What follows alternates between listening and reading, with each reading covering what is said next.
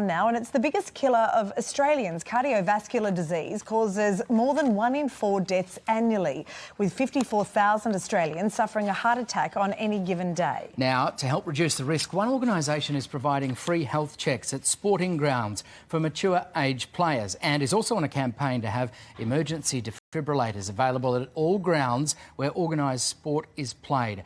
That group is called Heartbeat of Football. It was founded 6 years ago without any government funding and already has helped to save many lives. And we're joined now by Andy Pascalidis from Heartbeat of Football, Ariane Gallup from the Victor Chang Cardiac Research Institute and Julia Zuza from Response for Life, who'll soon show us exactly how to use a defibrillator. Ariane, the figures are so alarming here. I mean, they really are, but cardiovascular disease is actually far worse in women. Do we know why? I think a lot of it is awareness, essentially. So basically, heart disease is the leading cause of death in women in Australia and worldwide. It's frightening, absolutely frightening. These are the people we love who are dying prematurely. So women need to get their heart health checked. What a lot of people don't know is that 3 times more women die of heart disease than breast cancer in Australia every year. So these are healthy women who have no outward signs or risk factors. So essentially it's about raising awareness and having their heart health checked. It just doesn't fall into so many women's psyche to even think that it could be an issue. I'm tired, I'm stressed, you know, and the symptoms can be very, very vague. That's right, and women often experience different symptoms when they're having a heart attack to men. Women, there are actually heart diseases that are more common in women than they are in men, and then women are actually at higher risk of developing heart disease once they reach menopause.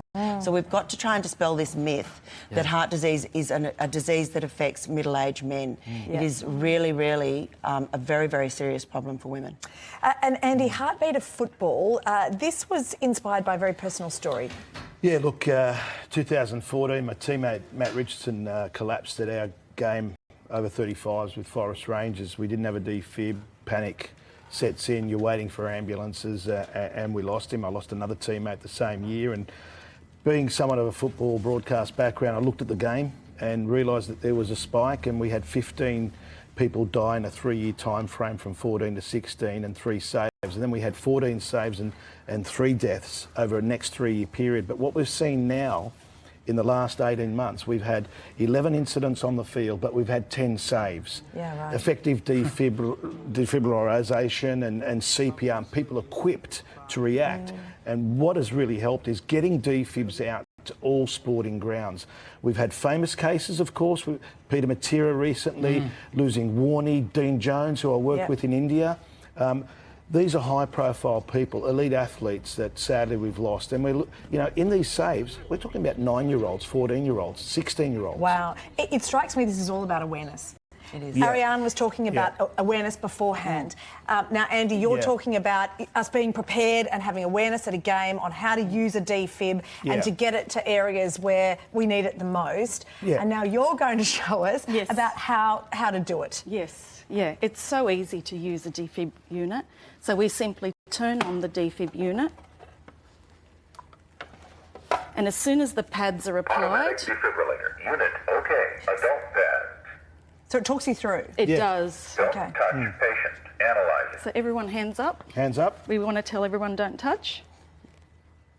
Don't touch patient, analyzing. I mean, at this moment, the panic would be setting in, wouldn't it? It's frightening. It's frightening in many ways. 1. Shock delivered. Start CPR. So that's a fully automatic defibrillator. So you're doing that over the top there, Julia? Absolutely. So we're pushing on the sternum. Push harder. Okay, the way we can find that is from the underarm to the centre of the chest. It really does guide you through, doesn't it? What I'm wondering about, though, is that when you're in the middle of a panic, you've got to grab this out of a cupboard. Everyone needs to know where it is. Accessibility. Yeah. Accessibility, absolutely. How do you connect it? Basically, you're turning on the defib unit. The pads are attached to the defib unit. You place them onto the person's chest, onto the bare chest, and you start your compressions and using the defib.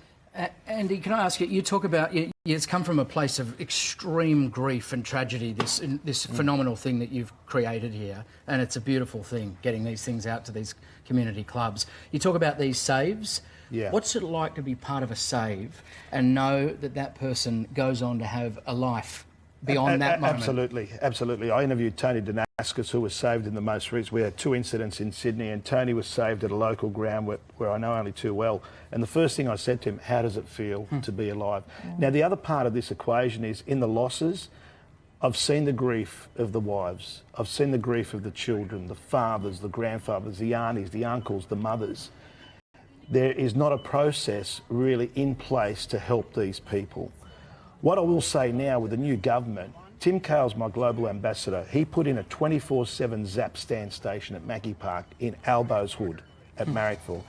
I want the federal government to come up with a national strategy, and I went through the front door federal parliament with the Heart Foundation in 2014 with a strategy, and we were told it was a state-by-state issue. As Ariana said, this is a national concern. It's the biggest killer. Yeah. We want defibrillators at every sporting ground in Australia. The numbers are high in football because of senior players. Yeah.